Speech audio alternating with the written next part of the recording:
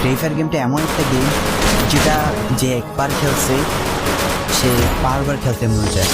প্রথম পারবে না, চেষ্টা করতে করতে যখন পেরে যায় তখন আর ছাড়ে না। আর এই গেমটা যারা একবার খেলছে, যার মানে একবার জায়গা করে নিয়েছে, সে কখনোই গেমটা বলতে পারবে না। সে যদি 1 দিন 2 দিন 7 দিনও না খেলে, সে 7 দিন পর আবার ঠিকই এই গেমটার ভিতরে ঢুকবে। কারণ এই গেমটা কখনো কাউকে কষ্ট দেয় না।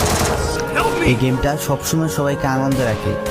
এই গেমটাতে আমি অনেক সময় কাটাইছি, আর এটা আমি কখনো বলতে পারবো না। এই গেমটা আমার কাছে এমন একটা গেম যেটা কিনা আমি বলে বোঝাতে পারবো না। অ্যান্ড এই গেমটা শুধু আমার কাছে না, আমি মনে করি যে প্রত্যেকটা ফ্রি ফায়ার প্লেয়ারের কাছে অনেকটা ইমোশনাল টাইপের একটা গেম হয়ে গেছে। কারণ এই গেমটাতে বর্তমানে যে অবস্থা হচ্ছে, যে গেমে এমন আপডেট দিতেছে, আপডেট দেওয়ার কারণে পুরো গেমটাই চেঞ্জ হয়ে যাচ্ছে। আগের ফ্রি ফায়ারের আগের মতো নেই।